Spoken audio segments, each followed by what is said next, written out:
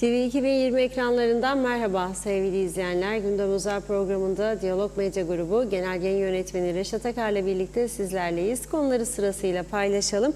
Evet, devlet okullarının açılması öğretmen eksikliği gerekçesiyle bir hafta süreyle ertelendi. Cumhuriyetçi Türk Partisi ve öğretmen sendikaları bu durumu protesto ederken aileler ve öğrenciler ciddi moral bozukluğu yaşandığını söylüyor. Konuyla ilgili gelişmeleri ve röportajları yayınlayacağız. Bir diğer konumuz İskele bölgesinde yüzlerce konut inşa ederek yabancılara sattığı gerekçesiyle Rum polisince tutuklanan ve mahkeme emriyle güneydeki merkezi cezaevinde tutuklu bulunan iş adamı Simon Aykut avukatı aracılığıyla yaptığı açıklamada Türkiye ve KKTC yetkililerinin kendisine yardımcı olmasını istedi. Ölüme terk edildiğini belirterek yaşam koşullarının iyi olmadığına dikkat çekti. Konuşacağız. Üçüncü konumuz Yüksek Mahkeme Başkanı Bertan Özerdağ adli yıl açılış töreninde yaptığı konuşmada yargı bağımsızlığının önemine dikkat çekti. Ülkenin gelişerek devletin daha güçlü hale gelebilmesi ve toplumsal refah için yargı bağımsızlığına saygı gösterilmesi ve yargı kararlarına uyulmasının koşulsuz bir şekilde sağlanması gerektiğini ifade etti. Başsavcı Sarper Altıncık da 2024-2025 adli yılı açılış töreninde yaptığı konuşmada şartlı tahliye tüzüğünün mahkumların ıslah edilmesi amacına hizmet etmediğini belirtti. Ayrıntılarıyla ele alacağız. Dördüncü olarak Asgari Ücret Komisyonu'nun toplantısı bir kez daha ertelendi. Çalışma Bakanlığı'ndan yapılan açıklamaya göre komisyon 18 Eylül Çarşamba günü toplanacak. Ekonomik Örgütler Platformu komisyonda yer alan İşverenler Sendikası temsilcisine çağrıda bulundu. Toplantıya katılmaması istendi. Ticaret Odası Başkanı Turgay Deniz de bugün düzenlediği basın toplantısında hayat pahalılığı ödeneğinin 4 ayda bir verilmesi kararından dönülmesi gerektiğini söyledi. Yine konuşacağız. Son olarak da İzmir Ercan seferini yapan Sun Express uçağının aşırı derecede alkollü yolcusu hem yolculara hem de kabin görevlilerine büyük korku yaşattı. Söz konusu şahıs Ercan'da tutuklandı. Yine detaylarını paylaşacağız. Evet, buyurun Reşat Bey. Evet, herkese hayırlı günler, hayırlı haftalar dileyerek başlayalım. Oldukça heyecanlı bir hafta içerisine girmiş bulunuyoruz. Neden heyecanlı? Çünkü bir taraftan okullar açılmadı. Ailelerde, öğrencilerde bir stres. Zaten erken tatil olmuştu okullar. Geçen yıl doğru dürüst ders yapamadıkları halde. Bir de tabii ki velilerin özellikle okula yeni başlayacak olan çocuklar ve veliler büyük heyecan yaşıyor biliyorsunuz. İlk defa okula gidecek olan çocuk gidiyorlar, kırtasiye eşyalarını alıyorlar, çantasını, beslenmesini, şunu bunu. Hadi pazartesi okul diyorlar. Sonra beraber biz küstük, darıldık, vazgeçtik. Bir hafta erteliyoruz. Ne olacak? Bir haftadan bir şey mi çıkar? Öyle diyorlar. Ne olacak ya? Bir haftada profesör mü olacaklar? Doğru. Ama öyle değil. Bir de o heyecanı yaşayan çocukları düşünün, aileleri düşünün. 3,5 ay gibi uzun bir tatil süreci geçti ve hazırlanamadınız. Yani bu doğru bir yaklaşım değil tabii. Kaç gündür sendikalar konteyner meselesini öne sürerdi. Bir ay önceden açıklama yaptı bir sendika başkanı, dedi ki galiba bu sene hiç ders olmayacak, okul olmayacak. Yani güzel bir şey bunlar. Herkes tatilde. Nasıl olsa birileri ödeyecek yani eksikleri. Nasıl olsa çocuklar da büyüyünce bir yerlere girecekler. Olacak şey değil yani bunlar. Normalde olmaması gereken şeyler. Ama gündemde, bu haftanın gündeminde madde bu. İkinci ne var? Asgari Ücret Komisyonu. Üçüncü ne var? UPP'nin kurultayı var. Günlerdir devam eder. Biri istikrar diyor, biri irade diyor. Korkunç bir yarışla. Cumhurbaşkanlığı yarışında bunları bu kadar görmedik. Her gün, her gece bir yerde istikrar, irade, bültenler, fotoğraflar falan filan, bütün memleket ayağa kalktı. Ulusal Birlik Partisi kurultayı. Gündemde başka ne var? Bugün yeni adli yılın açılışı vardı. Yüksek Mahkeme Başkanlığı'nın ve Başsavcının önemli sözleri var. Onları bugün konuşacağız. Kıbrıs'ın gerçeklerini, gündemde başka ne var? Avrupa Konseyi Bakanlar Komitesi'nin toplantısı var yarın. Çok önemli. Rum tarafının taşınmaz mallarla ilgili önerisini görüşecek. Ve bir karar üretecek 2 gün toplantıdan sonra. Ve ortaya çıkacak olan karar Avrupa İnsan Hakları Mahkemesi'ne verilecek. Avrupa İnsan Hakları Mahkemesi de Taşınmaz Mal Komisyonu'nun bu görevi yerine getirip getirmediğine karar verecek. Kuzey Kıbrıs açısından, Kuzey Kıbrıs'taki mülkler açısından, bu sektörden para kazananlar açısından son derece önemli. Son derece. Biz burada kurultayla yarışırken Rumlar orada bizim yönetimimizde olan bölgedeki mülkler konusunu çok ileri taşıyor. Gene gündemde ne var? Rum Yönetimi Başkanı Nikos Christodoulidis'in Perşembe günü Atina'da Yunanistan Başbakanı'yla yapacağı görüşme son derece önemli. 2 ana başlık var. Başlıklardan biri Kıbrıs sorunu. Çünkü ay sonuna doğru Birleşmiş Milletler Genel Kurulu toplantısı için New York'a gidilecek. Hem Rum toplumu lideri hem KKTC Cumhurbaşkanı Genel Sekreterle ayrı ayrı görüşecekler Guterres'le. İkinci ana maddeleri de Yunanistan Başbakanı ile Rum liderinin Great Asya, önceleri Euro Asya demişlerdi, sonra Great Sea yaptılar adını, projesiyle ilgili karar. Bu Great Sea nedir? İsrail'den deniz altından kabloyla gelecek elektriğin Güney Kıbrıs'a, Yunanistan'a ulaştırılması, bir kısmının Kıbrıs'ta, bir kısmının Yunanistan'da. Neredeyse 2 milyar euroya yakın bir projeden söz ediyoruz. Dolayısıyla bu hafta son derece önemli. Okullar meselesine gelecek olursak, bir defa eğitim anayasamıza göre herkesin hakkıdır ve parasızdır. Öyle mi? Kuzey Kıbrıs'ta öyle midir bu durum sizce? Yani devlet okullarına çocuk gönderen aileler, size sorarım. Eğer yardımcı ders aldırmazsanız takviye olarak ya özel ders ya dershane, çocuğunuz başarılı olabiliyor mu sizin? En azından üniversiteye gireceği zaman olamaz. Olamaz. Peki parası olmayan ve dershanelere veyahut da ne bileyim özel derse gönderilemeyen aileler var çocuklarını. O zaman nerede kaldı eğitimde eşitlik ve hak, hukuk, adalet? O da olmaz. Gene gelelim özel okullarda. Bir bakınız, neredeyse Avrupa ülkelerindeki fiyatlarla yarışıyorlar. Avrupa ülkelerinde fiyatlarla yarışıyorlar. 5.000, 8.000, 10.000 sterlin arası çocuk başı yıllık ücret var özel okullarda. Hangi aile bunun altından kalkabilir? Ya da kaç aile kalkabilir daha doğrusu? Şimdi emlaktan büyük paralar akardı, patlama oldu özel okullarda. Çünkü hem emlakçılar, emlak alıp satanlar, hem müteahhitler, hem bu sektöre hizmet verenler, galericiler, elektrikçiler, su tesisatçıları, beyaz eşya satıcıları, alüminyum kapı pencere doğramacıları, mutfakçılar, mobilyacılar. Bu sektörler artık eskisi gibi faal değil. Sosyal medyadaki patlamaları görüyorum ben. İşte fiyatlar düştü falan filan diyor, çekiyorlar. Bazıları tamamen sahte, bakıyorum. Tamamen sahte. Bazıları gerçekten 5-10 bin sterlin düşmüş. Bazıları tamamen sahte. O sahte olanlara söylüyorum. Gerçek rakamlara inmezseniz elinizde patlayacak. Çünkü bu saatten sonra bir defa yapın, patladın, satın demeyecek Avrupa Konseyi Bakanlar Komitesi. Ne de Avrupa İnsan Hakları Mahkemesi. Şimdi Taşınmaz Mal Komisyonu Başkanı açıklama yaptı. Bugün Diyalog Gazetesi'nde manşetinde şöyle diyor: 7.734 başvurunun 1840'ını karara bağladık. Bakın, bu 7.734 başvuru son birkaç yılda değil ha. Son birkaç yıldır kimse başvuru yapmıyor. Çünkü daha önce yapanların sonuçlanmadı. 10 yıl önceki rakamlardır bunlar. 10 yıl önceki rakamlar.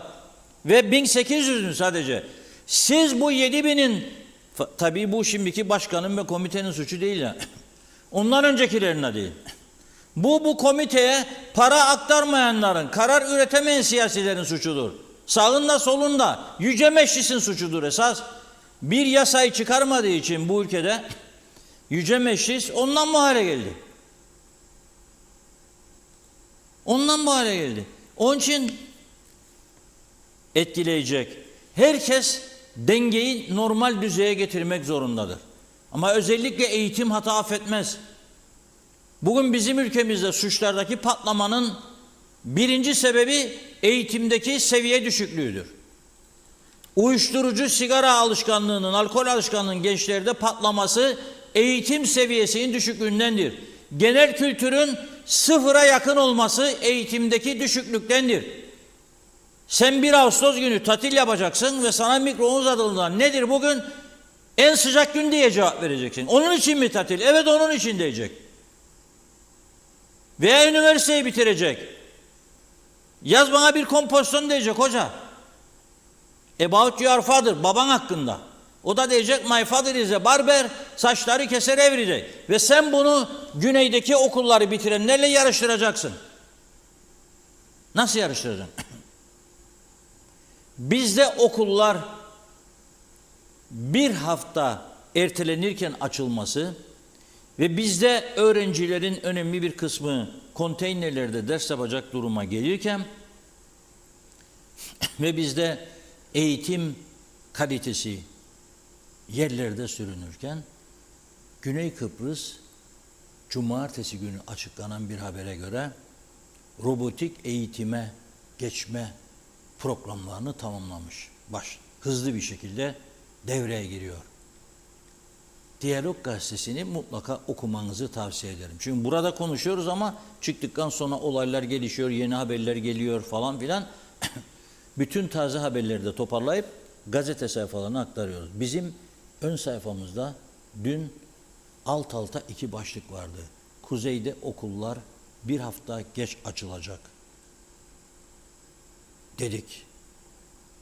Biz de böyle dedik ana başlıkta. Güneyde robotik eğitime geçiliyor. Koyduk da Rum çocuklarını okulda eğitim sırasında çekilmiş fotoğraflarla. Rumlarda da böyle dedik güneyde. Mesajı alan alır. Şimdi dediğim gibi parası olan aileler çocuklarına özelde ders aldırıp hiç olmazsa mezun olduktan sonra gene durumu iyi olanlar bir Avrupa ülkesinde Avrupa kimliği de varsa az bir para harcayarak, tabii esas para orada ikamet ve diğer harcamalardır okuldan fazla Avrupa'da.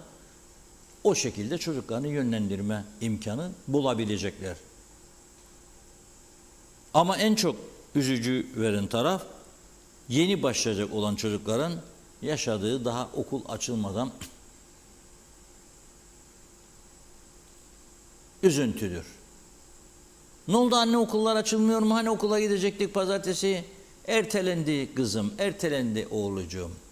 Bir hafta sonra amcacıklarınız, teyzecikleriniz böyle istiyor. Burası tiyarensi.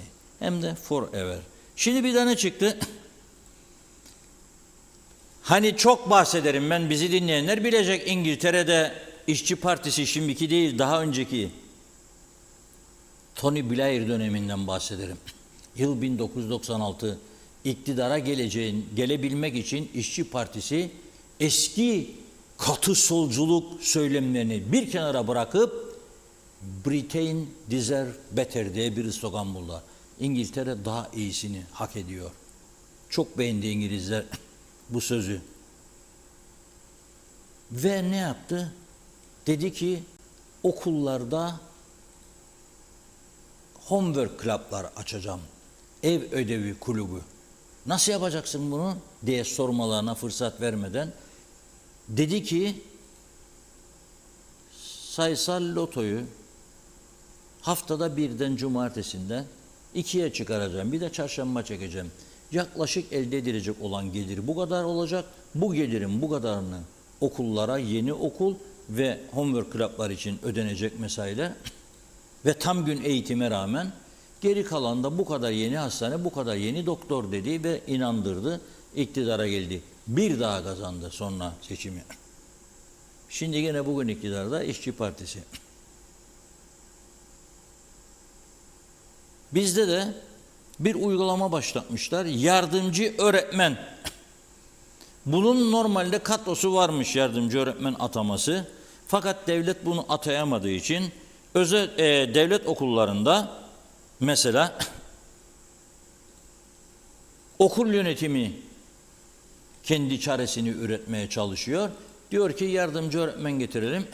Bunun parasını nereden bulacağız öğretmenin? Aileler yardımcı olacak. Bazı okullar 3.000 lira istiyormuş.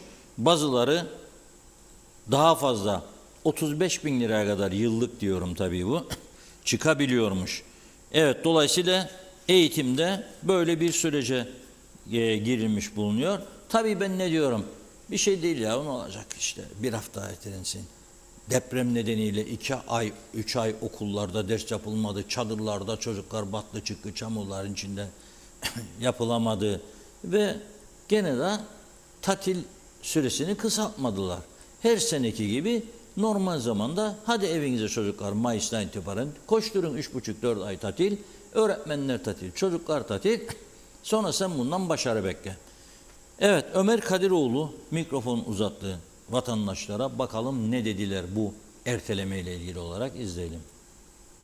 Açılması bir hafta ertelendi. Bunu nasıl karşılıyorsunuz? Hiç doğru bulmadım. 3 aydır aklılar neredeydi?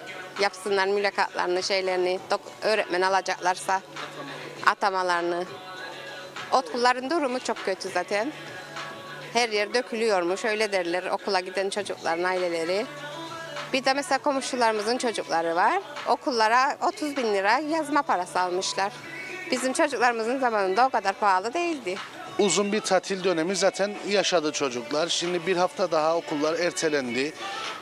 Var mı böyle ailenizde, çevrenizde çocuklar okula hazırlanır ama hayal kırıklığıyla karşılaşır? Var, evet. Mesela çocuk heyecanla hazırlandı okula gitsin, duyunca morali bozuldu. Ondan sonra sevindiler de tabii tatil diye ama onlar ne için üzüldü? Bundan sonra okul açılınca diyor bize daha çok yüklenecekler, dersleri bitirebilmek için daha çok verecekler ve öğrenemeden diyor geçecekler başka konuya. İsimler müfredatı diye. O yüzden de üzüldüler. Normal karşılıyorum, her şeyin olduğu gibi. Ülkede her şey normal zaten bizde. Bu da normaldir. Tabii. Yani hiç olmayan bir şeydi ve oldu. Bizim bu ülkede her şey oluyor. Her şey kontrolsüz. Fiyatlar da gördüğünüz gibi. Her gün fiyatlar değişiyor. Her çıktığımızda markete bir değişik fiyat alıyoruz. Eğitim de öyle, sağlık da öyle. Yani yollar dersen trafik o da öyle. Hiçbir şey çıktı. Yani bu hükümetin istifa etmesi lazım. Ama öyle bir şey de yapmıyorlar. Kurultay için her şeyi yapıyorlar. Güleyim mi ağlayayım mı bilemedim. Yani siyasi nedenlerden ötürü mü? Nedendir hiçbir fikrim yok. Neden? Bana soracak olursan siyasi. Şimdi kurultay yaklaşıyor şeyin. Hoca atamaları var vesaire. Dolayısıyla biraz farklı. Yani şeyi geçiyorum. Çoğu okulun altyapısı hazır değil, binaları hazır değil. Onları geçiyorum. Yani sıkıntılı bir durum. Doğru bulmuyorsunuz. Doğru bulmuyorum tabii. Kimisi sevinmiştir, kimisi niçin böyle olur diye sormuştur diye umuyorum. Tam olarak bilemiyorum. Yani ne hissedeceklerini, ülkenin durumu belli. Dolayısıyla onlar da bir şekilde herhalde çarka ayak uyduracaklardır. Şaşırdım. Şaşırdım, resmen şaşırdım. Çünkü hiç böyle bir şey beklemiyordum. Şaşırdım. Hep hazırlıklarımız gitmek üzerineydi. Yani boşlukta kaldık resmen. Yani önceden bir takım düzenlemeler yapılacaksa önceden yapılması gerekir. Okulların açılışı bir hafta ertelendi. Bunu nasıl değerlendiriyorsunuz? Şimdi şöyle, bu iki yönden bakmak lazım buna. Bir siyasi yönden, bir de gerçeklerden bakmamız gerekir. Siyasi yönden bakılacak olursa düşüncemiz tabii bu yapılamayan, ertelenen öğretmenlerin atamaları falan. Onlardan bir halk arasında duyumlarımı aldım. Bir diğer yandan da depreme dayanıklı olmadığı ve tadilatları bitiremedikleri için uzatma dakikalarına oynadılar diye düşünüyorum. Benim bir haftada aslında bu işi doğru söylemekse paranın gücüne bağlı. Yani bir haftada apartman bile kaldıran firmalar vardır. Bitmeyecek bir şey değil. Ama bence uzayacağını diye düşünürüm, tahmin ederim. Yani bir haftadan fazla süreceğini tahmin ederim. Peki bu okulların açılışının ertelenmesi çocuğunuzu nasıl etkiledi? Şimdi yapılan işler birçoğumuzun, yetiştirilen yetiştirilemeyenler ve akademik olarak da bir hafta geriden çok bir şey zarar vereceğini zannetmem akademik yönden, ama yetiştiremediğimiz, tamamlayamadığımız bazı okul ve aksesuarlarda ve giyim, kuşam, üst başları da herhalde toparlayacağımız için, birçok ailede olduğu için bence iyi bir avantaj olacaktır bir haftalık gecikme. Maalesef yani son dakika böyle bir kararın alınması hem çocuklar hem aileler açısından birazcık kötü oldu. Yani hazırlıklar hep ona göre yapıldı. Bir de yapılması gerekenler keşke zamanında yapılsa, öğrenciler de mağdur olmasa. Bu erteleme sizi ve çocuklarınızı nasıl etkiledi? Yani mesela ben bir hafta izin aldım. Çocuğu okula getirip götürmek için. İznim gitti. Tekrardan ertelemek zorunda kaldım öyle. Lütfen yapılması gereken zamanında yapılsın. Okullarda açıklanan tarihte açılsın. Sen neler hissettin? Okul açılmadı, bir hafta ertelendi. Çok kötü hissettim. Heyecanlı mıydın okul açılacak diye? Çok heyecanlıydım ama galiba bu çok sürecek gibi. Uzar mı daha? Yani okullar haftaya açılır mı sence, yoksa yine uzar mı? Belli değil. Belki de uzar. Uzarsa ne olur? Ne hissedersin? Yeter. Gitmekten de vazgeçerim. Okula gitmekten vazgeçersin. Ama bunu yapmak istesem de yapmak istemem. Çünkü o kadar eşya almışım. Hiçbiri boşa gitsin istemem. Evet. Onun için gideceğim.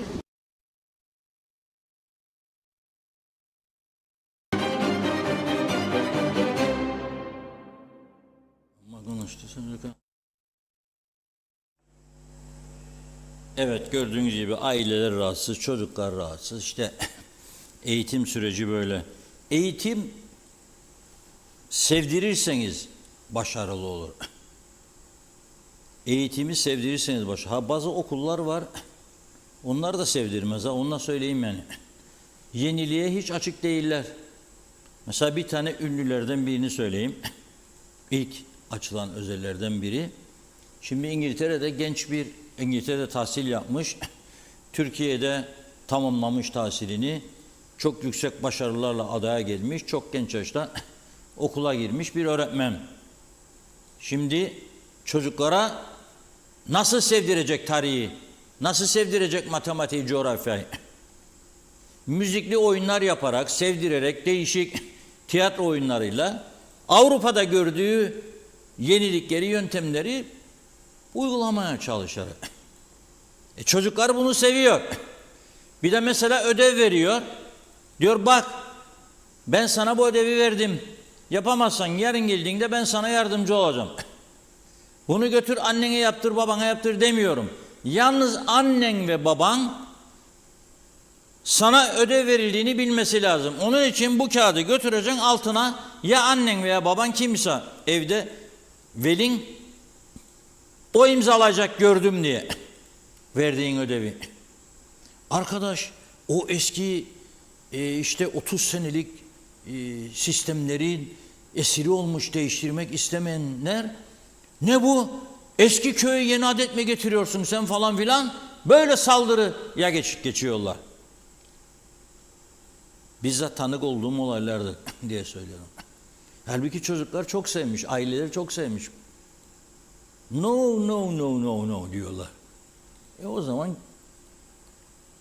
çünkü emekli çıkmış öğretmenlerden daha çok yararlanmayı arzu ediyorlar. Çünkü emekli çıkmış öğretmenlere çok yüksek maaş vermek gerekmiyor. Nasıl olsa bir emeklilik aylığı var falan, idare et ya, işte ver bir şey, kayıtta da gösterme. Bütün bugün içinde bulunduğumuz tüm sıkıntıların nedeni dar ve sabit görüşlülüktür. İleriye bakmamaktır. Bencilliktir, bencillik.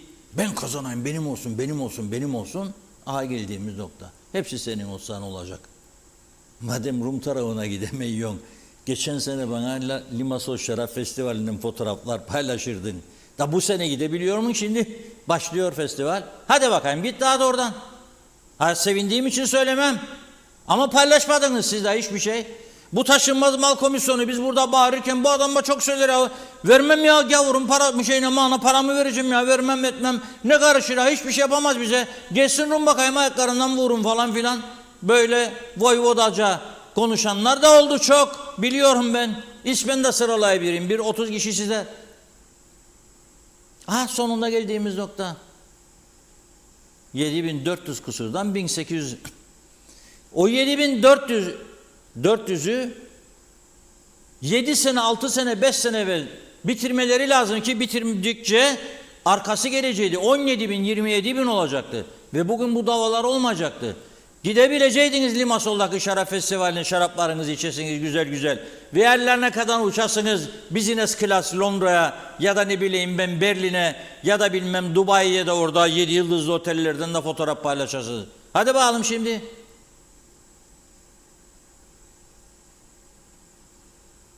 Ne dedi Hüseyin Sadeki?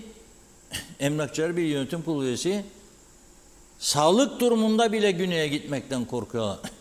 Dışarı çıkmaya korkuyorlar dedi. Bu hayat mı bu? Dön babam dön dikili taşın etrafında. Ha, Türkiye'ye giderik o zaman. Git Türkiye.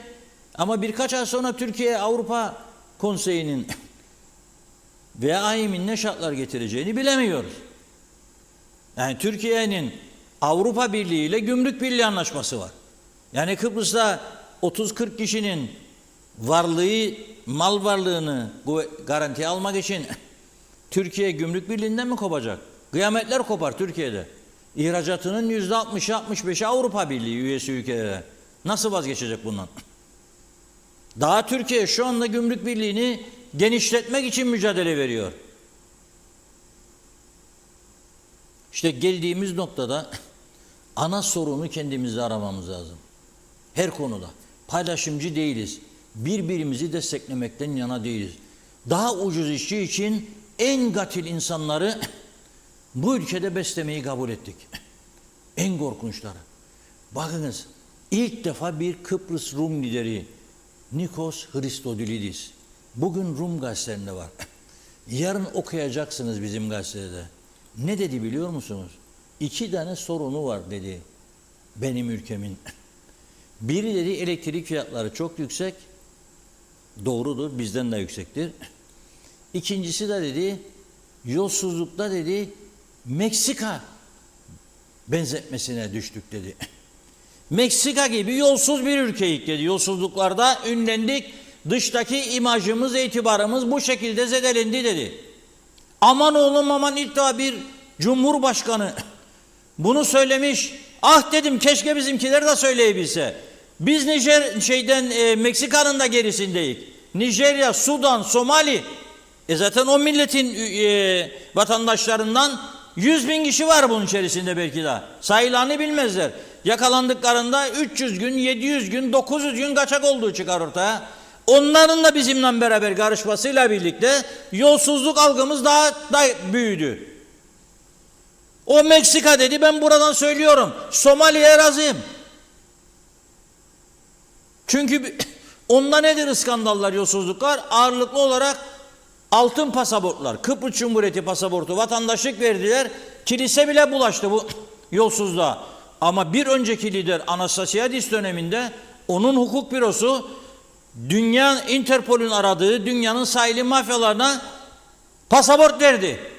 Para alarak hem devlete para kazandırdı ama kendi avukatlık bürosu da para kazandı. Çok sayıda. Yüksek miktarları. Şimdi hala daha savcılığın gündemindedir ve sorgulanmaktadır. Daha öncesine gidelim. 2004 yılında Annan planına ohi diyen Ohi kahramanı Dasos Papadopoulos, onun da avukatlık bürosu vardır. Onun da oğulları Anastasiadis gibi yönetti o Cumhurbaşkanı olunca. O da Sırp kasabı Milosevic'in paralarını burada akladı. Paravan şirketler kurarak Milosevic'in paralarını akladığı için rezil etti kendi toplumunu dünyada. Ha, yargılanmadı. Mesela Batan Laigi Bankası. Milosevic'in paralar orada aklandı ama bunu kim becerdi? Dasos Papadopoulos gibi ohici liderin avukatlık bürosu becerdi. Ve Sırbistan'dan bazı Sırp vatandaşları geldi. Dava açtılar Rum mahkemelerinde. Birkaç duruşmayı ben de takip ettim. Sırbistan'ın İçişleri Bakanı ile birlikte gittim, oturum izledim. O da tanıklık yaptı. Cumhuriyet Gazetesi'ne aktarmak için bunları izledim tabii. Temsilcisiyim diye. Ve ceza almadı kimse. Ama şimdi Avrupa Birliği tam üye oldukları için ne yapıyor? Bir iptal ettiriyor kendilerine. Dün 8 kişinin daha iptal edildi vatandaşlıkları. Bunların arasında dünyanın sayılı milyarderleri var. Ukraynalı çok zengin bir iş adamı var mesela. İptal dediler vatandaşlığın. Adamın paralarını da aldılar önceden. Ve bankada da 17 milyon 400 bin eurosu çıktı. Nakit. Bu Ukraynalı iş adamının. Memleket savaşta, insanlar fakirlikten orada eleman çekiyor. Ama bakın onlarda da yolsuzluk, vurgun ne boyutlarda. Şimdi bize baktığımızda bizde sahte reçete skandalı, sahte diploma skandalı, Kıbrıs Türk Hava Yolları yolsuzlukları hala mahkemeye taşınmadı. Elektrik kurumuna yasa dışı rüşvetle, hırsızlıkla mal alımları hala daha mahkemeye taşınmadı. Bizdekilerine bakın siz. Ek mesai yolsuzlukları maalesef. Onun için ben diyorum ha Meksika, ha Nijerya, Somali. Netice itibariyle Kıbrıs'ı baktığımızda uyumlu olduğumuz bazı noktaların olduğu ortaya çıktı. Onlar domatese domada der, biz domates derik. Onlar hellime hallumi der, biz hellim derik. Onlar badadese badada der, biz badades derik. Uyum var mı? Var. Onların zevkleri nedir? Tavernalar, meyhaneler bizim zevkimiz, bizim de meyhaneler. Bileziği bozarık kadının, giderik meyhanede, alem yaparık, şişe dizerik masaya, fotoğraf çekerik. Görün yani mesela 3 kişi 4 şişe black devirdik yahut da ne bileyim altın serisi devirdik. Bu bizim için büyük bir şeydir, mutluluk vericidir. Onlarda da tavername. Siesta, rahatlık, uyku, yan gel yat, Osmanlı devlet versin parayı. Aynı durum. Şimdi bir de yolsuzluklarda uyuştuk. Demek ki çözüme doğru gidiyoruz artık. Ben onu görüyorum. Ne kaldı? Bir yani toprak paylaşımı, onu da halledecek. Evet Funda Hanım, buyurun. Teşekkür ederek mesajlarımıza başlayalım. Çok yoğun bugün. Evet, Şerife Turgay Derya, İzzet Ahmet, Mustafa Mania iyi yayınlar diliyor. Osman Rakibet güzel bir hafta olsun demiş. Erol Topçu İngiltere'den hayırlı yayınlar. Rahmi Beyoğlu, Veli Göztaşı, Halil Ertem, Serdar Cesurer de iyi yayınlar diledi. Kemal Osman Ceyhanlı'da ve şöyle diyor. Her yer yavaş yavaş açılıyor. Normal hayata geri dönüş başladı. Hayırlısı demiş. Mehmet Uluçaylı, okullar eksik öğretmenle açılıp derslerin boş geçip çocukların boşta kalmaması nedeniyle bir hafta sonra açılması yerinde bir karardır dedi. Hanife Dursun kolay gelsin. Alper Ali Güllü kolay gelsin, güzel ülkemin tarifi allem kallem kuduruyor, yol kesmeler yazıklar olsun. Celal Harun UBP, YDP, DP hükümeti atamaları yapamadık diyerek okulların açılışına bir gün kala yeni eğitim öğretim yılı açılışını 24 Eylül'e erteledi. Yani kime torpil yapacağımızı kurultay öncesi diyor, belirleyemedik diyorlar. Bu zihniyeti destekleyenler, peşinden koşanlar, eserinizle gurur duyun, sevinin. Elbet çocuklarımız büyüyecek, kendi çocuklarınız dahi sizlerden o çaldığınız gelecekler için hesap soracak. Necdet Mavi Gözlü, Kuzey Kıbrıs Birleşik Afrika Pakistan Cumhuriyeti Başkent Lefkoşa'dan iyi günler, iyi yayınlar diledi. İş adamı Simon Aykut, Türkiye'nin Kuzey Kıbrıs'ın kendisine sahip çıkmamasından şikayet etmiş. Senin adaya gelmen için yeşil mumla mı davet etti Türkiye ve Kuzey Kıbrıs diyor ki şimdi şikayet ediyorsun. Gelmeseydin demiş, sen ve senin gibi Rum arazilerine inşaat yapanlar da buna dahil diyor. Daha da kötü olsun. Ramazan Reçber, iyi akşamlar. Reşat Bey, şu an çektiğimiz maddi sıkıntıların %80'i satılan ürünlerin veya satışa kirala konu olan hizmetlerin pahalı olmasından kaynaklanıyor. Bunun çözümünü bugüne kadar hükümet belirlesin diyordum. Gördüm ki gerek Türkiye'de gerekse Kuzey Kıbrıs'ta hükümet çözüm yoluna gitmiyor. Artık bu zamlara, hayat pahalılığına karşı mutsuz geçen, huzursuz geçen, hatta insan hayatını bunaltan bu sorunlara halk sandıkta ülkeyi yönetenlere ciddi bir şekilde cezasını, uyarısını versin demiş. Hasan Coşkun, kolej kitapları tanesi 5.000 lira. Defter hariç. Ali Dereseven, okulların ertelenmesi sahte diploma olayından sonra gençlerimize ve geleceklerine vurulan ikinci büyük darbe, çocuklarımızı okuldan, okumadan soğutuldu. Ömer Köse, külliyenin yapıldığı bölgeye yeni mahkeme binası yapılacakmış dedi Tatar. Suç devleti olduk. İngiliz'in 1928 yılında yaptığı Lefkoşa Mahkemeler Binası artık suçluları sorgulayamaz oldu. Durdurun kimlikle girişleri, bu sıkıntı sona ersin. Mehmet Uluçaylı, 73'te İskele Bekirpaşa Ticaret Lisesi'nde orta 1'e yazılacağımda harç olarak alınırdı demiş Duguliye. Nazime Nalbant, Londra'dan herkese selamlar diyor, tüm sevdiklerime. Okullar açılacaktı, neden böyle yapıyorlar, çocuklara yazık değil mi, neden bunlar oluyor? Keşke tatillerini daha az yapsalardı da okulları günü gelince çocuklarımız gitseydi. Ne olacak böyle bu durumlar? Ben de soruyorum, üzgünüm demiş. Celal Harun, okul yapmaya paranız yok, elektriğiniz yok, yangına müdahale aracınız yetersiz, hastanelerde ilaç yok, okullarda teknik teçhizat yetersiz ama yalan söylemede, şov yapmada üstünüze yok. Zafer Akbaş, şunu soruyorum devleti yönetenlere, Türkiye'den ithal edip kilosu 10 liradan gümrük vergisi tahsil edilen domates nasıl oluyor da 100 lira?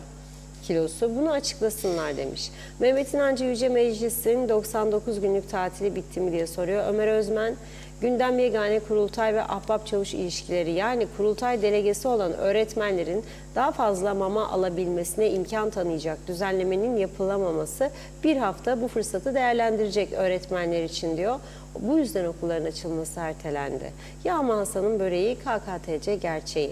Yücel Barbaros, 1800 dosya Geçitkale'de Rumların bıraktığı toprakların %100'ünü bile kurtaracak rakam değildir demiş. Bülent Günkut, seninleyim, devam Reşat Akar arkadaşım. Hüseyin Noroğlu, Hıdır Keklik, Erdal Yarkın, Mehmet Ali Özdemir iyi yayınlar diliyor. Mehmet Şenler'de, Zehra Sencer'de Karpaz'dan sevgilerimle demiş. Teşekkür ediyoruz. Ali Dereseven, bu emlak satışları yokken başta emlakçılar olmak üzere bu sayılan sektörler nasıl geçim sağlıyorsa bundan sonra da öyle sağlasınlar. Çok küçük bir ülkede bu sektörler toprak satılarak ayakta duracaksa ülkenin sonu çok yakın demektir. Soner Sabiler, Kuzey Kıbrıs'ta yol yok, elektrik can çekişiyor, pahalılık aldı başına gidiyor, kırtasiye desen öyle, ev kiraları, ev sahiplerinin istediği kadar fiyat koyuyorlar. Bir ekmeğe muhtaç olan aileler var. Bunları bir tarafa bırakıp da hep başkanlık koltuğu ile uğraşırlar. Peki siz bu koltuğa oturunca halkı düşünecek misiniz? Hayır, elbette hayır demiş. Tüm savaşları maaşlar 2 katına katlansın diye yazıklar olsun demiş. Ertuğrul Kanık, Kuzey Kıbrıs'ın da Narinköy'ünden pek fark yok. Ülkede her türlü yolsuzluk, hukuksuzluk, haksızlık yapılıyor ama kağıttan kaplan muhalefetimiz dahil. UBP ile birlikte olan tüm herkese susarak 3 maymunu oynamaya devam ediyor. Ne kötü zaman dilimine denk geldik biz böyle demiş. Ayşe Latif, sahiden şaşılacak şey. Her gün sürpriz var bizim idarecilerin. Gerçekten tamiratlar içinse tam karıncayla cırcır böceği hikayesini anlatmak lazım bunlara. Nerede eski okullar demiş. Ömer Meraklı Muhtar, günler önce, haftalar önce en azından ben yarım aklımla okullarımız bu gidişle açılamayacak, tedbir alın diye yazdım. Hükümet edenler bunu göremedi, bilemedi. Son durumumuz bu. Ali Dereseven, yalnızca ek mesai, örtülü ödenek, lüks araçlara harcanan paralar başta okullar olmak üzere acil sorunlar için harcansa ülkemizde tek bir sorun kalmaz diyor. Mehmet Uluçaylı, Simon Aykut'un tutuklanıp yargılanması nedeniyle inşaat sektöründe gözle görülür duraklama yaşanıyor. Bu da ekonomi yanında işsizliği beraberinde getirecek. Gelen yabancılar boşta kalınca bu insanların akıbeti ne olacak demiş. Mustafa Özcan, bir kurultay ve koltuk kavgası için çocukları hayal kırıklığına uğratmak da istikrar içindir diye düşünüyorum demiş. Mumin Hasan, o yoksa atama yok diyor. Arif Koruoğlu, Ünal Üstel hükümeti bu memleketi ve bu halkın sonu gibi bir şey oldu. İnşallah 21 Eylül'de evine gider demiş. Ramazan Reçber'i birkaç mesaj daha okuyalım. Türkiye'de halkın yanlış tercihi sandığa yansıdığı gibi Kuzey Kıbrıs'ta da yansıyor. El birliğiyle Atatürk'ün aydınlık çizgisinde yürümediğimiz müddetçe daha çok hayat pahalılığı, üzüntü, sıkıntı bizi bulacaktır. İzzet Ahmet 83 yılında Kuzey Kıbrıs Türk Cumhuriyeti kuran parti UBP zihniyeti her şeyleri fasulye demiş. Hiçbir şey gelmez UBP zihniyetinden diyor. Hüseyin Derici'yi de okuyalım. Normalde bugün açılması gereken okullar bir hafta sonraya ertelendi. Sayın Bakansa yeni okullar yapıldığından bahseder. İskele içindeki okullarsa yapboz oldu. Hala okullarda tamirat ve eklemeler yapılıyor. Artan nüfusa göre yetmez demiş. Bu yok dönem açıldı. Okullarda Pakistanlı zenci işçiler çalışacak. Öğrenciler ders yapacak. Tabii ki bunun bir de iş güvenliği var demiş. Öğrencileri kapsar mı? Saygılar İskele'den dedi. Celal Harun kazıklanmaya devam. Bu halk bu kazıkları yemeye mahkum mudur? Soygunu kazıklamayı pervasızca sürdürenleri engelleyecek yok mu diyor. Maalesef yok demiş. Kontrol, denetim var mı? Topluca bilinçli karşı hareket var mı? O da yok. Ne var? Siz bilirsiniz. Ahva etmek, yaygara ve şikayet ve de kazıklanmaya devam dedi Celal Bey. Daha çok mesajımız var. Yine devam edeceğiz okumaya. Teşekkür ediyoruz. Buyurun. Evet, tabii konutlardan, emlak sektöründen, taşınmaz mal komisyonundan bahsederken dediğim gibi bu haftanın en önemli gündem başlıklarından biridir. Yarın Avrupa Konseyi Bakanlar Komitesi'nde görüşmeler başlıyor. 2 gün devam edecek. Ondan sonra ortaya çıkacak olan karar Avrupa İnsan Hakları Mahkemesi'ne iletilecek ve oradan da Taşınmaz Mal Komisyonu'nun geleceğini belirleyecek olan karar çıkacak. Bakalım nasıl olacak? Bizde bazı kesimlere göre çok iddialı konuşuyorlar. Hiçbir şey olmaz. Avrupa İnsan Hakları Mahkemesi komisyonu görmezden gelemez, komisyonu iptal edemez. Ederse mesele çok daha karmaşık bir hal alır diyorlar. Taşınmaz Mal Komisyonu'nun görevine devam etmesi arzumuzdur. Bozulmaması, eğer Taşınmaz Mal Komisyonu iptal edilirse zaten mülkiyet davasını tamamen kaybetmiş oluruz. Yani kuzeyde kalan Rum mülklerini satın alma şansımız ortadan kalkar. O yüzden son derece önemlidir ama gündemimizde var mı? İşte mahkemelerin bugün yeni adli yılın açılması nedeniyle Yüksek Mahkeme Başkanı'nın değindiği bir bölüm var. Onu da sizlere az sonra aktaracağım. Ama şimdi önemli olan şudur. Her konuda sadakat ve vefa. Bir insan hayatında en önemli 2 tane olaydır bu iş. 2 tane gerekliliktir. Sadakat, vefa. Eğer size birisi bir yardım yapmışsa o yardımları her zaman akılda tutmak lazım. Her zaman o insana insan gibi yaklaşmak lazım. Sana yardım yapan, her sıkıntıda yanında olan bir insanı sen arkadan hançerlesen, sen vefasız ve insanlık onurunu yitirmiş bir insansın. Devletler için de bu söz geçerlidir. Sana bugüne kadar yardım yapan herhangi bir devlet varsa ki bizim tek Türkiye'dir. Türkiye'ye ihanet edersen vefasızlıktır. Eğer sana güvenip gelip senin ülkende yatırım yaptıysa birisi hangi milletten olursa olsun ve sen ona üstelik bir de vatandaşlık vermişsen o adamı sıkıntılı gününde, zor gününde yalnız bırakmak, görmezden gelmek uğradığı haksızlıkları veyahut da çektiği çileleri vefasızlıktır, sorumsuzluktur, saygısızlıktır, insanlığa hakarettir. İnsanlık onurunu kırıcıdır. Aynen böyle.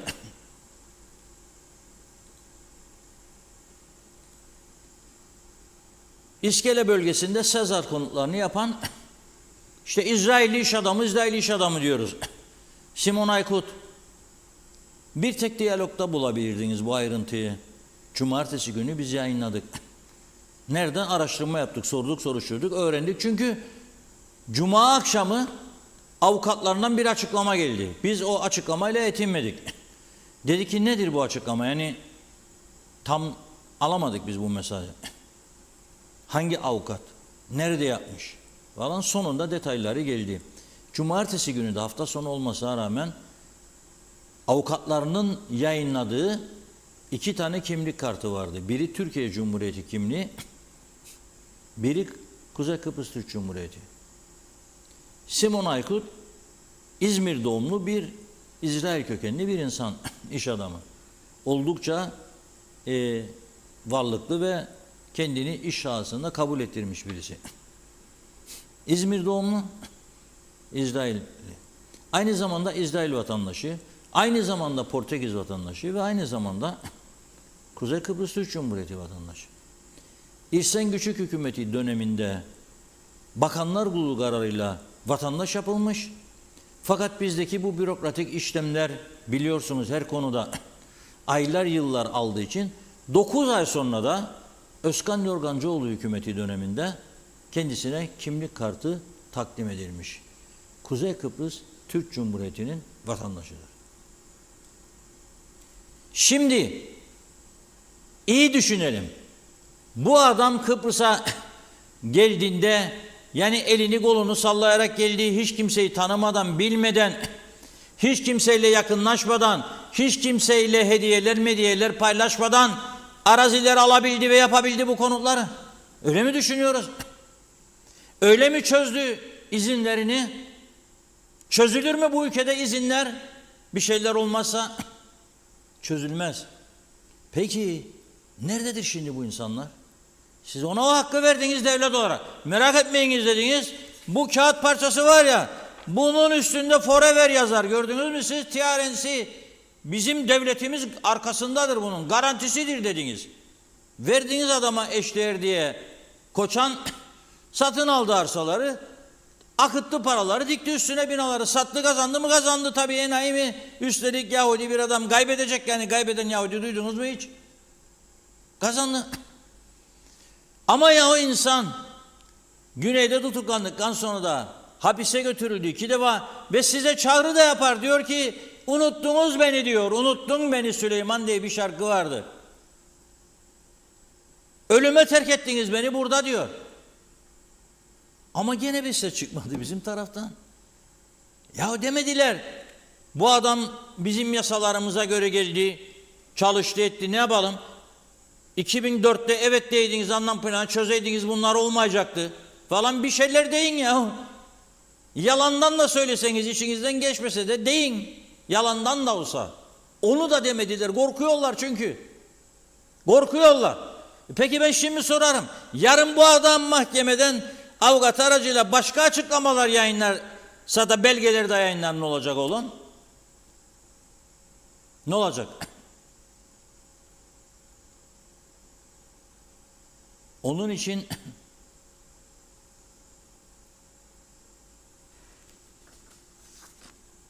sadakat ve vefa çok önemlidir. Onun için diyorum, eğer bu ülkenin siyasetine güvenerek ve ben devletim, tapum var, kağıdım falan diyerek, dediklerine güvenerek buraya gelip yatırım yapmayı düşünen varsa bundan sonraki süreçte iyi düşünsün derim. İyi düşünsün. Çünkü aynı duruma düşerse yarın bu Türk vatandaşı da olabilir. Biner uçağa gider, Brüksel'de tutuklarlar kendini, ya Paris'te. Nerede tutukladılar? Ünlü bir avukatımızı meclis başkan yardımcımızla birlikte koca eşiyle tatile gittiğinde nerede yakaladılar? Roma'da yakaladılar. Kaldığı otelde. Onlar yılbaşını kutlamaya gitti. İtalyan polisi aldı karakola, cezaevine götürdü. Olmayacak diye bir şey yok. Ama şimdi güneyden geldin yahut da güneyden gelen bir adam aldı bir evde döndü sattı bir kişiye da oturur içinde, onlar için değildir bu uygulamalar. 2006'da meclislerinde bir yasa geçirdiler. O yasadan sonra Sen eğer Rum mülkleri üzerinde yüzlerce konut yaparsan ve bunu yabancılara satarsan 7 yıla kadar hapislik öngören bir yasa vardır. Şimdi Simon Aykut'u 224 ayrı davadan yargılayacaklar. 27 Eylül'de duruşması başlıyor. Başka biri daha var. O da Alman vatandaşı. Eva Hanım. O da 23 Eylül'de. O da cezaevinde. O da geldi buraya. Dediler ki this is TRNC forever dediler. Kadın dedi ki okey dedi. Good business. Emlak satacağım dedi. Hayaller kurdu zavallı zengin olacak diye. Baktı deniz kenarında Şentepe'de cennet gibi bir hayat. Ne dedi ben gideceğim dedi Almanya'nın kara kışında soğuğunda. Cennet. Kadın valizinde 2 tane, 3 tane harita ve koçan belgesi koydu. Larnaka'da açtılar, bavulu gördüler. Bu ne? Ben pazarlamacı ne? Emlak pazarlamacı. Neyi pazarlan? Esentepe. Dedi o çalıntıdır orası. Gel bakalım buraya polise. Sonra mahkeme ağır cezada yargılanması kararını veriyor ve o da cezaevine. Eva Hanım'ı da unuttu bizimkiler. Hadi Simon Aykut'u beğenmediniz. Sakalı var falan. Yahu güzel bir Alman kadını. Bir vefa yok mu ya sizde? 2 satırlık bir açıklama yapacağınız bir dayanak yok mu ya sizde? Yokmuş demek. Ha bir de şunu düşünsünler. Bu ülkede isim yaradan 2 tane yani tam kalıcı Türkiye'de sorduğumda adını unutmayacakları birinci lider Rauf Denktaş'tır. Yani bugün Orta Asya üzerine sor Denktaş der. İngiltere gittiğinizde sorun 2 isim verirler size. Archbishop Makarios derler. Rauf Denktaş derler. Bizim bir de mücadele önderimiz Doktor Fazıl Küçük. Doktor Fazıl Küçük'ü senelerce Hamiköy tepesine attılar, bıraktılar, kurtlara yem olsun. Bir düzenlemesini anıt mezarın yıllar aldı. Bağırmalar, çağırmalar, onun bir avantajı vardı. Oğlu Halkın Sesi gazetesini sürdürürdü. Halkın Sesi'nde manşetler çıktıkça mecbur kaldılar, korkudan yaptılar. Rauf Denktaş ölünce hani şu %80'ler 75'lerle omuzlarda taşıdığımız liderdi. Hani KKTC ilan ettiydi. Hani o gün herkes ağlardı meclis önünde. Ne oldu sonra? Bir anıt mezarını yıllarca bitirmediler. Çöpler içinde, pislik içinde bıraktılar. Müze yapacak dediler mezarlığın altını. Uyuşturucu, fuhuş yuvasına döndürdüler. Yani gidene bunlar bir rahmet bile okumaz. Derler o da şeydi. Yani bilmem sen yani. Bilirim ben yani. Sen nesin? Siz ne olacaksınız? Kim hatırlayacak sizi ya? Kim? Bu kadar vefasızlık, bu kadar duygusuzluk ne diyeyim? Hayatımda hiç de Simon Aykut'u tanımadım, ne de yüz yüze geldim, ne de bilirim. Okuduklarıma bakarım, bir de insanla bakarım. Benim ülkemde, benim memleketimde gelip vatandaş olduysa, sen bunu vatandaş yaptıysan, UBP döneminde aldıysa Bakanlar Kurulu kararıyla vatandaşlığı, CTP döneminde de kimlik kartını, bu ülke siyasetinin de onayladığı bir isim demektir. Veyahut da güvendi size yaptığı yatırımları. Ne oldu? Sus konuşma. Sıra sana da gelebilir. Öyle derler birbirlerine herhalde. Bu son derece önemlidir.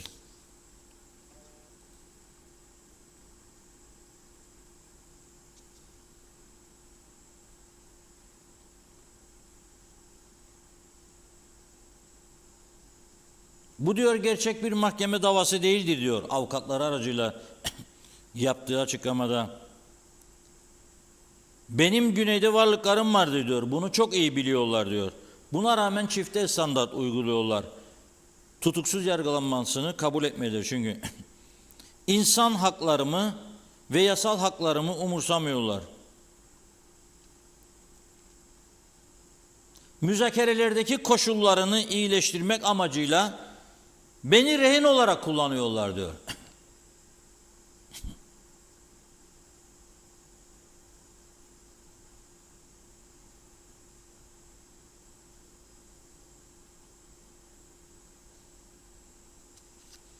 Ve çağrı yapıyor. Rum tarafından unutuldum diyor. Ölüme terk edildim. Unudur bunlar.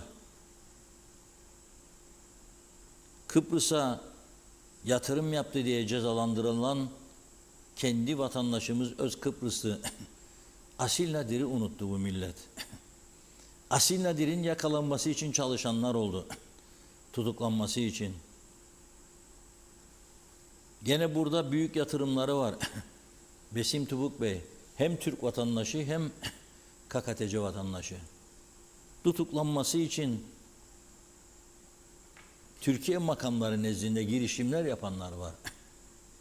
Unutulur mu bunlar ya? Unutulur mu? Sadakat, vefa, insanlık çok önemlidir. Ve adli yılın açılışında konuştu bugün Yüksek Mahkeme Başkanı Bertan Özerdağ. Dedi ki yargı bağımsızlığına saygı gösterilmeli. O da geldi bu taşınmaz mal komisyonuna. Onun için bağladım. Ülkenin gelişerek devletin daha güçlü hale gelebilmesi, toplumsal refah için yargı bağımsızlığına saygı gösterilmelidir. İnşallah övüneceğimiz kurumlardan biridir yargı ve polis. İnşallah bozmazlar diyorum ben de. Ve bozulmasına müsaade etmezler. Yargıçlar etmemelidir. Müsaade etmemelidir. Polisler de etmemelidir. Çünkü hakikaten bir toplumun varlığında yargı son derece önemlidir. Bizim yargımız güneyden gelip bizim tarafımızda suç işleyenleri normalde 5 yıl ceza vermesi gerekirken 2 ayda bırakıyor. Siyasi durumu göz önünde bulundurarak, kriz çıkmasın diye, toplumlar arası çatışma olmasın diye, iyi niyet var diye, barış isteniyor diye, yasak uygun görürse o yasa çerçevesinde yapıyor. Onlar da bizde bunu yaptığı için cezaevinde tutuyor. Neyse şöyle diyor, Kıbrıs'ta yaşanan mülkiyet sorunu, Kıbrıs sorununun bir uzantısıdır. Ve Kıbrıs'ta yaşanan gelişmeler dikkate alınarak bu sorun o şekilde ele alınmalıdır diyor. Taşınmaz Mal Komisyonu, Kuzey Kıbrıs Türk Cumhuriyeti mahkemeleri etkin bir iç hukuk yoludur diyor. Kıbrıs Türk halkı uluslararası hukuk ve tarihten gelen kendi kendini yönetme, kendi iradesini kurma ve toplumsal haklarını elde edebilme adına yıllardır Kıbrıs sorunun çözümünde büyük mücadele vermektedir. Avrupa İnsan Hakları Mahkemesi kararları ışığında dostane yöntemlerle çözümün önüne geçilmeye çalışılıyor diyor. Ahim kararlarında yer alan Kıbrıs'ta yaşanan mülkiyet sorunun Kıbrıs sorunun bir uzantısı olduğunu ve Kıbrıs'taki gelişmenin de dikkate alınarak bu sorunun bu şekilde ele alınması gerektiğini ve karşılık görmesi gerektiğini söylüyor. Ve Taşınmaz Mal Komisyonu yine ahim kararları çerçevesinde mülkiyet hak talepleri için gerekse KKTC mahkemeleri açısından bir iç hukuk yoludur diyor. Bu çözüm yolu hak sahibinin talep ve rızasıyla komisyon tarafından sonuçlandırılır ve dostane bir çözüm yöntemidir diyor. Şimdi Başsavcı Sarper Altıncı'nın bugünkü önemli bir değerlendirmesine geçiyorum. 2024-2025 adli yılın açılış töreninde konuştu. Başsavcı Sarper Altıncık'ta. Hani biliyorsunuz devletin, hükümetlerin almış olduğu kararlarla bir şartlı tahliye uygulaması vardır.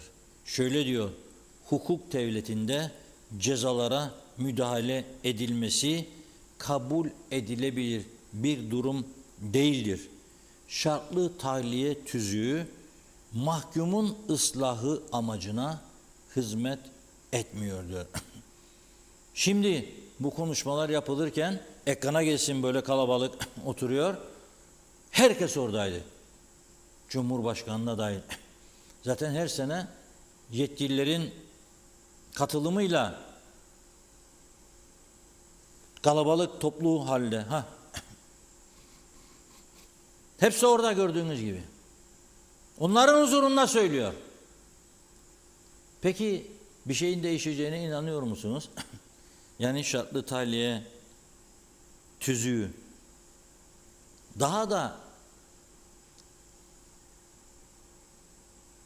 rüşvet meselesi gibi bir duruma dönüştürüldü.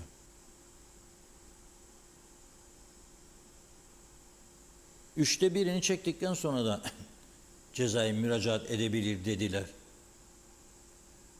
Daha önce yarısını çektikten sonraydı. Şimdi bazı başlıkları, yani her davayı değil, 1/3'e çektiler. Onun için mahkemelerin verdiği kararlar da zayıflamış oldu bu durumda. Başsavcının işaret ettiği en önemli madde bence budur. Biraz mesajlara devam edelim mi? Olur. Yoksa yok mu bugün mesaj? Az gibi şimdi ama. Az mı? Biraz sonra çekeriz. Evet doğru, evet öyle oluyor. Tamam, devam edeyim mi o zaman? Devam edin, evet. Tamam, peki. Tamam. Yorgundur bence bugün. Ondan dolayı. Ben görüyorum burada mesajlar akıyor. Evet. Peki. Suçlar çok tabii. O zaman sonuncuyu öne çekiyorum.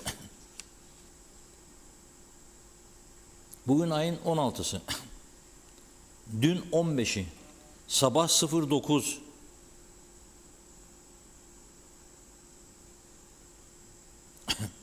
Sabah 09 İzmir-Ercan seferini yapan Sun Express uçağında yolculardan biri 277 promil alkollü 277 promil alkollü uçak içerisinde bağırıyor, çağırıyor. Sonra kabin görevlisi kadını çağırıyor. Bağırıyor, bana su ver diyor. Herhalde bir de anı da vardır bunun. Bana su ver lan diyor buna mesela. Kadın bakıyor, nasıl konuşuyorsun diyor. Gel bakalım buraya diyor. Çekiyor kadının elini kolunu sağa sola savuruyor ve hakaret üstüne hakaret ediyor kadına. Bir tane de bugün tesadüfe bakın, Türk Hava Yolları uçuşunda olmuş. Koltuklar boşalınca arkadaki yolcu ön tarafa geçmek istemiş. Hostes tabii göstermiş.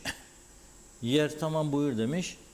Oradaki demiş ki siz benim kim olduğumu biliyor musunuz demiş. 10 tane fabrikam var benim demiş. Ben bu kadar bilet para söyledim. Yanıma oturtamazsın demiş. Bak. Ya senin 10 tane fabrikan var da başka adamların 100 tane var. Onlar ne yapar o zaman? Uçağın içinde boş mu gider tek bilet alarak? Her uçak ekibinin yetkisini kullanma hakkı vardır. Yolcu derse ki arkada panik yapıyorum, korkuyorum, daha ön koltuğa oturmak isterim, ona yardımcı olur. Yer boşalırsa size yardımcı olurum, beyefendi, hanımefendi diyebilir. Senin 10 tane fabrikan olman bana ne? Size gününüzü gösteriyorum falan diyormuş. Türkiye televizyonları da bugün onu konu etti. Biz de bu ne diyoruz? Tabii ne oldu? Bu sarhoş iken yaptığı bu hareket nedeniyle Ercan'a geldikten sonra polis onu Ercan Havaalanı'nda tutukladı. Götürdü, ifadesini aldı. Bu sabah da mahkemeye çıkarıldı. Mahkeme dedi ki bu KKTC vatandaşı değildir. Gönderin cezaevine, 20 gün içinde yargılanacak. 20 gün içinde Bakalım mahkeme buna nasıl bir ceza verecek göreceğiz. Aleyhinde getirilen suçlamalar darp, sarhoşluk, rahatsızlık, uygunsuz tavır ve hareket suçu. Adı da Engin Can Özçelik. Ekranda görüyorsunuz. Mamırladıktan sonraki halidir bu arkadaşın tabii. Ya nedir ya bu hal? 277 miligram alkol. Efelerin nefesi oldu. Uçağın içinde uçtuğunu unuttu. Öteki yolcuların ne kadar rahatsız olduğunun farkında değil. Şimdi bilmiyorum tabii, Amerika'da falan başka ülkelerde farklı cezalar uygulanabilir. Ama bizim KKTC, Forever KKTC dışında herhangi bir ülkede tanınmadığı için, yani burada mahkeme mesela şimdi dese ki hiçbir şekilde hiçbir uçak şirketi tarafından kabul edilemez bir yolcu olarak bir karar alsa ve uçak şirketlerini deklare etse, bunu hiçbir uçak şirketi dinlemez. Ama Türkiye mahkemeleri böyle bir karar alsa bütün uçak şirketleri uygulamak zorunda olur. Yüzerek gitsin gidecekse bir yere. İçsin, dalsın denize, gidebildiği kadar gitsin. Gitsin Kuşadası'na, oradan geçer Yunan adalarına yüzerek. Böyle bir ceza da olabilir. Bugüne kadar ben Türkiye'de böyle bir ceza uygulandığını görmedim. Ama mesela Amerika'da duydum. Yaya geçidinde durmayıp yaya vurup onun ölümüne yol açan sürücüyü öyle bir cezalandırdı ki mahkeme, dedi ki her gün dedi bu saatte, vurduğun ve öldürdüğün saatte o yaya geçidinin olduğu yerde çemberin etrafında döneceksin, sonra tek ayak üstünde 2 saat duracaksın. Rezil olsun diye yani. Çünkü zaten sen onu cezaevine koyduğunda beslenecek orada, beleş, ekmek elden, su gölden. Bu da farklı bir yöntemdir. Ama bizim yasalarımıza göre yargıçlar böyle bir karar verebilir mi bilmiyorum. Ama iyi hukukçu arkadaşlar var. Onlardan sorup öğrenmeye çalışacağım. Buyurun Funda Hanım. Mesajlarımızı kaldığımız yerden devam edelim. Soner Sabiler 99 günlük tatil yaparlar bir de diyor. 97-98 günde okulların harabe halini nasıl olur da akıllarına gelmez demiş. Meclis, hükümet hala uyku modundalar. Uyanın diyor. Mehmet İnancı, Kıbrıs Türk'ü bir sarmalın içine düşmüştür Reşat Bey. Herkes duaya yatmalı, belki kurtulur. Salih Taşkın, Yaradan Akul, deniz bitti ayvayı yemiş durumdayız. Sayareker güzel adamızda her görüşten parti çok, ekmek partisi yok. Çocuklar okula aç gider, aç dönerler. Medeni ülkelerde çocuklar okullarda yemek alır. Bizim okullarda temiz hava almak bile zor demiş. Mustafa Kortun, Hristodilides yolsuzlukları söyledi ama kendisi de atamalarda kayırma ve uygunsuzlukla suçlanıyor. Tabii ki bir yerden başlamak lazım ama nereden, kimden başlamalı? Herkes benden başlama diyor. Bizde de durum bu maalesef. Zeren Turalı, Eylül ayından kara Eylül diye söz ediliyor. Bizim mekanda, diyarda tüm aylar, yıllar zaten her zaman kara. Okulların kurultay uğruna açılmasının ertelenmesi tam bir rezalet. Bu erteleme niçin, neden, hangi mantıkla, cüretle, hangi yüzle uygulanmıştır? Vallahi pes doğrusu demiş. Tarihe kara bir leke olarak geçtiniz. Sizler Eylül'den kat kat daha karasınız. Mehmet Uluçaylı, doğru haber, doğru yayın, sıcak haberler dinleyip dünyadan haberdar olmak isterseniz Diyalog Medya TV 2020'yi kaçırmayın demiş. Sayareker, KKTC pasaportuyla uzaya gidilir iyice uyuduktan sonra. Mustafa Özcan, pazarda 3 santim maydanoz 40 lira. Sayın Tarım Bakanımız ve Ekonomi Bakanımıza sevgiler, saygılar demiş. Arif Mustafa Cüce, Aslanlı Yaylası'ndan herkese İyi yayınlar, selamlar. Ayşe Ahmet, acaba keçi boynuzu fiyatı alımı ne zaman açıklanacak diyor. Halil Koral, bu küçük toprak parçasında kaç çeşit kültürden insan yaşıyor bilir miyiz?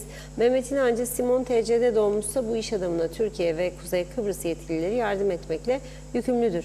Emir Ali Hamit, 1986 yılında Turgut Özal dönemi Türkiye iş adamlarını yatırım için ülkemize getirdiğinde Sakıp Sabancı, ben buza yazı yazmam dedi ve çivi çakmadı Kuzey Kıbrıs'a. sonucun uzun vadede böyle olacağını söyledi Sakıp Sabancı. Raif Özyanık iyi ki varsınız, gelişmeleri yakından takip ederiz, bravo ekip demiş. Ali Dereseven inşallah bu tutuklamaların arkasından başka oyunlar çıkmaz diyor. Mustafa Komba Asil Nadir bugün de nasıl unutuldu? Şu zamanında çok insana ekmek verdi. Onun için bu Kuzey Kıbrıs'tan hiçbir şey olmaz demiş. İsmet Sencer harikasınız, iyi yayınlar diliyor. Fikret Gönlübol, Tema Yavaş, Fevzi Mehmetçioğlu da. Mustafa Togay bir şeyi unutmayın demiş. Sizi dinleyen, ilgilenen, eski yıllar öncesini yaşayanlar yok artık. Doğruları söylemeye devam etseniz de sizi bilmeyen yok. Bunlar maalesef bildiklerini okuyan yöneticiler sınıfındadır. Şu anda durumumuz çok kritik. Geleceğimiz, her şeyimiz sıkıntı içinde. Şimdi kim anlayacak halimizi? Siz yine de anlatmaya devam edin. Başarılar demiş. Raif Özyanık iyi ki varsın abi diyor. Mehmet Bey güzel yurtta üreticiden 10 liraya alınan limon markette nasıl 90 liraya satılıyor diye sormuş. Bu nasıl ticari terbiye? Fikret İpekçioğlu bu Kuzey Kıbrıs'ta bazıları hariç büyük iş adamları unutulur dedi. Mehmet İnancı içemeyen içmesin. Alkol keyiflenmek için yudumlanır. Bu gibi neler bir şeyler uslanmaya mecburdur demiş. Kokmuş battaniye üzerinde uyusun da büyüsün diyor. Şenol Tatlıcıoğlu iyi yayınlar diledi. Gaye Kök içip bir eksik kaldı. Uçağa binip ülkeye sarhoş gelmek. 20 gün bunu da beklesinler cezaevinde. Nasıl olsa bunlara para bulunur. Keseydiler cezasını, geldiği uçakla geri postasalardı. Nasıl olsa sonunda teminata bağlanacak demiş. Şöyle hızlıca sayfayı da bir yenileyeyim ki bakalım yeni gelen mesaj var mı? Evet, bakıyorum. Evet. Hepsini okuduk gibi. Çok teşekkür ediyoruz. Tamamladık mesajları. Buyurun. Evet, son konumuza geçiyoruz. Asgari ücret. Birçok insan komisyonun vereceği kararı bekliyor. Ama kiminle konuşursak konuşalım, eskiden herkes derdi asgari ücret artmalıdır, açız falan. Şimdi insanlar ne diyor biliyor musunuz? Ezici bir çoğunluğu asgari ücretli vatandaşların şöyle diyor. Maaşımı artıracağına pahalılığı durdursunlar diyor. Çünkü ben daha parayı almadan zamlar başlıyor. Ben daha da zararlı çıkıyorum diyor. Ve ayrıca işimi kaybetme riski çıkıyor ortaya diyor. Nitekim öyle. Şimdi telaffuz edildiği gibi %119.19 veya %19.90 bir artış gelirse 1 milyon lira maaş ödeyen bir küçük işletme 1 milyon 200 bin ödeyecek. Bunun üstüne bir 100 bin liraya yakında ekstradan sosyal sigorta ihtiyaç sandığı vergiler gelecek. Birçok işletme çıkamayacak bunun içinden. Çünkü daha almadan adam parayı, daha komisyon ne kadar artış geleceğini kararlaştırmadan, gördüğünüz gibi Cuma günü kapatırken konuştuk, tüp gaz yok diye stoklarda vermiyorlar genel dağıtıcılar diye söyledik. Sonra öğrendik ki zam gelmiş. 21 Eylül sonrasında kaçınılmazdır, bakın söylüyorum. En az %12 elektriğe zam hazırdır. Hazırdır yani zam kararı. En az %12. Geciktirildi, bekletiliyor. Elektrik zamlanacak. Belediyeler zaten gümbür gümbür yüklüyor. Bazı belediyeler hele hiç insaf yok. Tüketim maddeleri. Bir çocuk okula kaç para hazırlanır bugün? 3-4 bin liradan aşağı hazırlanabilen var mı? Gömlek, pantolon, beden için şort, eğer varsa bir sene önceki de olursa, yıpranmamışsa onu giyecek. Ama 3-4 bin liradan aşağı değil. Bir ailede 2 çocuk varsa gitti 8 bin 10 bin. Ancak birkaç da kırtasiye alacak kendisine. Yani o yüzden liberal ekonomi uyguluyoruz, rekabetçi bir durum var. Ama olmuyor işte. Bazı insanlar olmuyor. Diyor ki %20 yaptı, sen diyor %30 koy. İçinde olalım diyor. Bir de diyor Türk parası ne olacak bilemiyoruz diyor. Türk parasıyla ithalat yapan adam bile dövizle plan yapıyor. Satış planı. Nasıl düzelecek? Şimdi Ticaret Odası da dedi ki sözde yarın toplanacaktı komisyon. Çalışma Bakanı dedi ki salı günü toplanıp karar verecek. Ve 1 Eylül'den geçerli olacak ki daha. İyi dinleyin. 1 Eylül'den. Sonra bugün bir açıklama yapıldı. Yarın yerine çarşambaya alınmış. Bugün Cumhuriyetçi Türk Partisi Başbakanlık kavşağında eylem yaptı. Bazı öğretmen sendikaları eylem yaptı. İşte protesto ediyorlar okulların açılmasını falan ya. Ama bir taraftan da asgari ücret meselesi var. Okulların açılması protesto ederken nedir önemli olan? Önemli olan kırtasiye malzemelerinde ve giyimde, kıyafette meydana gelen artışlar. Asgari ücretli aileler bunun altından nasıl kalkacak mesela? Şimdi Ticaret Odası Başkanı dedi ki bu komisyona işverenlerin temsilcisi var komisyonda. Bu toplantıya katılmaması çağrısı yaptı kendisine. Bir daha sen dedi kaç tane işvereni temsil ediyorsun? O eski bir uygulamadır. Katılma dedi. Bugün de basın toplantısı düzenledi Ticaret Odası Başkanı Turgay Deniz. Diyor ki hayat pahalılığı ödeneğinin 4 ayda bir verilmesi kararı yanlıştır. Bu karardan dönülmelidir. Senede 2 kez belirlenirdi asgari ücret uzun yıllardan beri. Ama bu sene Yüce Meclis oy birliğiyle 4 ayda bir belirlenmesi yönünde karar aldı. Allah sana işte enflasyon. Verdikçe enflasyon rakamı yükseliyor. İşletmeler daha da zora giriyor. İşçinin geleceği kararıyor. İşten atılma korkusu yaşıyor. Bu kime fayda getirecek? Diyor ki maaş ve ücret artışları diyor Turgay Deniz çalışanların alım gücünü koruyan bir araç olarak görülürken maaş ve ücret artışlarının pahalılığı artıran nedenlerden biri olduğu da göz ardı edilmemelidir diyor. Dediğim gibi almadan daha para girmeden cebine çıkmaya başladı. Tüp gazdan başladık gidiyoruz. İşte elektriğe gelecek, akaryakıda gelecek göreceksiniz 21'inden sonra hazırdır. Onun ardından da zincirleme zamlar gelecek. Dolayısıyla şöyle diyor Turgay Deniz. Ocak ayında diyor asgari ücret dolar bazında 915'ti diyor. Yani bir asgari ücret çalışanı 915 dolar alıyordu diyor Ocak ayında. Şimdi diyor bu yeni düşünce gerçekleşirse 1190'a yükselecek diyor. 915'ten 1190 dolara. Artık siz bunun şeyini yapın. 1190 dolara başka bazı ülkelerde geçinebilirsiniz ama burada mümkün değil. Mümkün değil. Boş bir daireye belediye işte maktu ücrettir, sayaçtır da kanalizasyonu falan sudur 1000 lira yolluyor. Boş. Hiç su çekmede 1000 lira. Bugün daha gördüm yani bir arkadaşımız getirdi. 1000 lira. Durduğu yerde. Aylıktır bu.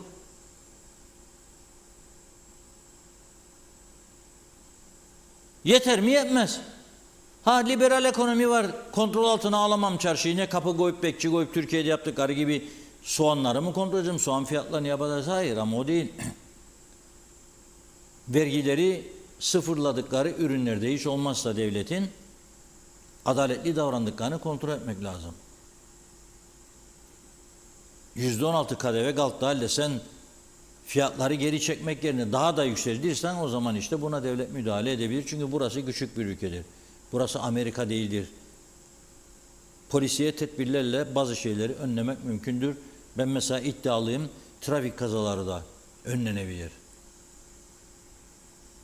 Tamamen değil ama kısmen önlenebilir polisiye tedbirlerle. Evet bugünlük bu kadar. Erken başladık, erken bitiriyoruz. Daha doğrusu normal eskiden de öyle yapıyorduk. Saat 18'de bitirdik. 18.05.